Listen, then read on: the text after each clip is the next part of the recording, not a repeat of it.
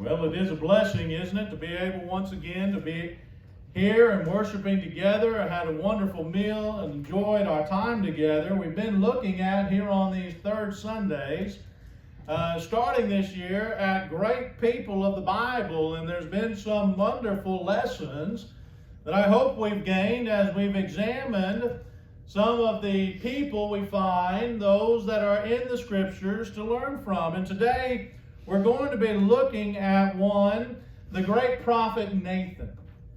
When we think of Nathan, of course, we are most familiar, no doubt, with his response to David in 2 Samuel chapter 12 and verse 7, where, of course, he had to tell David, "Thou art the man, you are the one who has done this evil, who has sinned against God," Bathsheba, and of course her husband Uriah, which we will look at in our third point this afternoon. But when we look at this prophet Nathan, he was more than that. When we look at his relationship with David, we find that he is the type of friend that all of us should want, that all of us should strive to be like. He was a true friend to a king named David. And if you have your handout, the first point we'll look at is a true friend like Nathan will guard our future. David wanted to build a temple. He wanted to build the house of God. As you remember, he was excited about it. He had looked at his palace and saw the grandeur of it, and he had looked at the tabernacle that had been around for hundreds of years by this point. It was no doubt somewhat tattered and not quite what it was in the beginning. It looked nothing like his palace, and no doubt nothing like many of the wealthy there in Israel. And so as he looked at that, he said, "I want to build a house for God." In fact, in 2 Samuel 7, 1 and 2, we read, "Now when the king lived in his house, and the Lord had given him rest from all his surrounding enemies, the king said to Nathan the prophet, 'See now, I dwell in a house of cedar, but the ark of God dwells in a tent.'" And Nathan, hearing this from David, he says to David, "Go and do all that your heart desires," in the very next verse.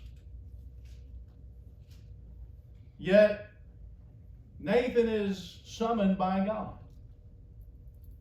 And in verse 4 through verse 16, God tells Nathan, "Listen, this man after my own heart, this David, who is my servant, who is king of my people, whom as we saw this morning, I have given my spirit to, he's not going to be the one who does it. He's got blood on his hands." There's a lot of things about David that was amazing, wonderful, and awesome. But God said, he can't be the one to build me a house. Now imagine for a moment being Nathan. Nathan has already said, assuming that it was good, assuming that all was all right, he has already told David, "Go and do all that is in your heart. The Lord is with you." And now he's learned otherwise. A good friend will want us to be right. A good friend will, when we want to do something and it doesn't seem or appear to have anything wrong with it, we need that recognition. But a truly good friend, when error is found, will guard our future.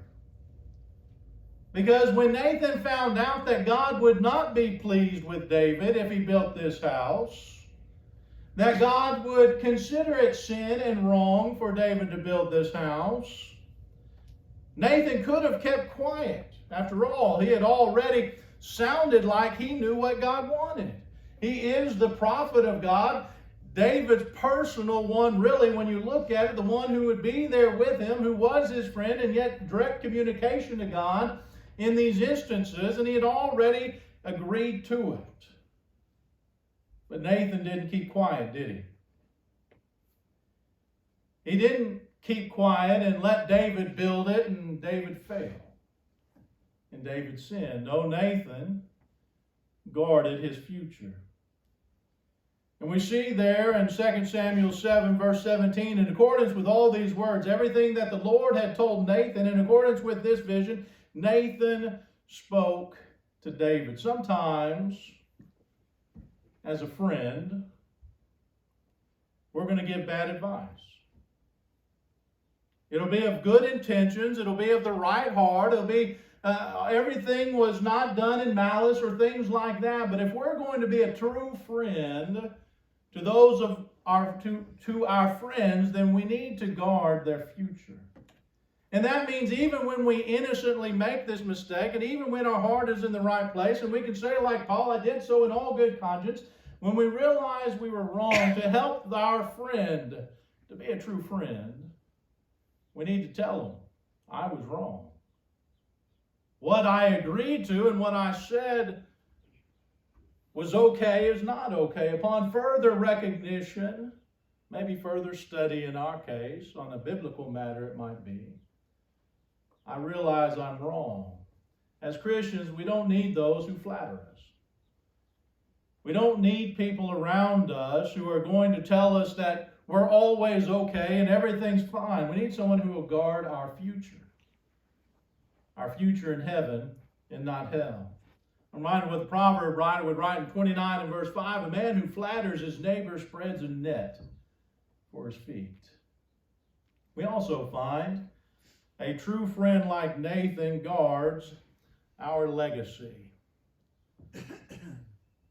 Having the recent funeral of my grandma and having some funerals lately in many cases and in many ways of different ones, I'm reminded of what is oftentimes said. Through our life, we preach our own funeral, right? We create our legacy by the things in which we do, in the life in which we live, and how we go about our life, and hopefully we garner and bring people close to us that would help in our legacy. David was like that with Nathan, like that with David. Solomon's brother, Adonijah, was seeking to usurp the throne. David's own son. He was striving in 1 Kings chapter 1, verses 5 through 10, to take over his own father's kingdom. And by the way, David had no idea. He didn't know it was happening. He didn't know what was going on. And Nathan, for whatever reason, realizing he couldn't go to David, because David, in all his many wonders and great things about him, he did have his shortcomings, and his children are certainly part of those shortcomings. And Nathan doesn't go to David. At this time, he goes to Bathsheba. But he goes to Bathsheba, and he wants her, because he knows their relationship at this point. And he asks her, as we'll read here in just a second, to go to David and tell him what's going on. And we read there in 1 Kings 1:13 where he says, go in at once to King David and say to him, did you not, my lord the king, swear to your servant, saying, Solomon your son shall reign after me, and he shall sit on my throne? Why then is Adonijah king? Now it looks like Nathan at first glance is just simply trying to protect David and to keep him as king. Or at best, maybe just protect Solomon so that Solomon would be king. But that's not what he did here. Yes, that is the outcome. But he wants to make sure David, who has an affinity for not stopping his children from doing wrong, to remember the word he had given. The promise he had made, that Solomon would be his heir to be king. Nathan was protecting his legacy. How can a man be after God's own heart and not be one who keeps his word? Nathan was a true friend to David because he was protecting him protecting his legacy, protecting his honor, helping to keep him not just righteous, but honorable. As I said, David didn't even know he was in danger, 1 Kings 1 and verse 11. But Nathan went to the one that could have and help David and had David's ear and help him to keep his honor, his legacy intact. Lastly, and most famously, we read of that great account there in 2 Samuel chapter 12 that actually begins in chapter 11, where Nathan has to go and rebuke David's sin. We need a true friend that will rebuke our sin. You and I know what took place and what happened. There in 2 Samuel chapter 11, David, on his housetop in his older age, where he should be out actually in battle, we find out later, yet he's at home, not at battle, not leading his troops like he should, and he's out at a time when people would be bathing on their rooftops. We see the progression going here, and of course he sees Bathsheba taking a bath. And he summons her as a king to his quarters, commits adultery. Bathsheba, of course, becomes pregnant, and instead of admitting his sin, he brings Uriah, her husband, home from battle and tries to get him to sleep with his wife. Uriah, much more honorable at this point than David. And David, in his anger and in his fear, sends Uriah to his death. Puts him on the front lines where he's guaranteed to die. Now again, as we've seen, Nathan has been a friend to David. But David is still king. Even in the second part, we saw that Nathan, at that point, for whatever reason, he did not feel, even as a true friend, he could go to King David and point this thing out, that his legacy was in jeopardy. He managed to find a way to get it taken care of, but nevertheless, that was reality. A king had a lot of power.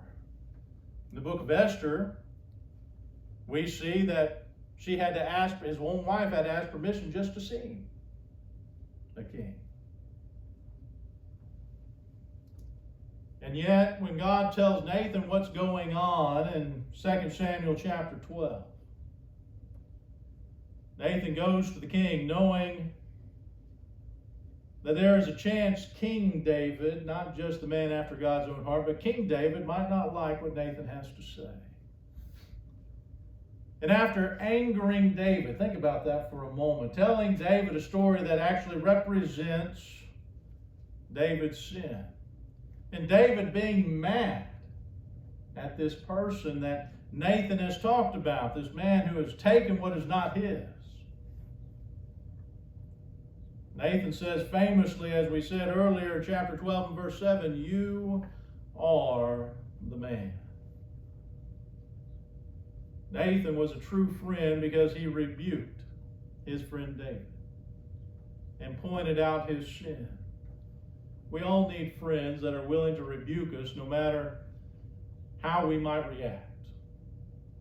And we need to be a true friend who's willing, when we see our friend whose legacy is in danger and whose future is in danger, we need true friends who will not only come to us, but we need to be that friend who will go to others and say, "You're in danger." Sin is, as Jesus said, creeping at the door and could even be in your future, your legacy, your spirituality, your walk with God. It's in danger. We need to be willing to say to our friends, "You are the man or you are the woman, and we love you, and we want you to be in heaven." Nathan is a true friend. He was one who guarded his friend's future, guarded his legacy, and rebuked him of sin when necessary so that he could do everything he could in his power to help his friend David get to heaven. As we go and think about our relationships, our friendships, not just with each other here, but with those outside in the world, we need to be the friend they need. Not just an acquaintance, we need to be a true friend. One who cares about their spiritual future. who cares about the legacy they're going to leave their children and those around them, who cares about the sin in their lives to help them, whether bearing it or whatever needs to be done, but help them overcome it and get to heaven. So this afternoon, as we reflect on that and as you think about that, I pray you've been a true friend and you are a true friend. I also pray things are going well, but if it's not the case and you need encouragement this afternoon, whether it be a hug, a prayer, study, whatever it is, if you need that this afternoon, let us be that. Let this family be your family this afternoon, but we can't help if we don't know. Let us be a true friend to you by coming forward as we stand and as we sing.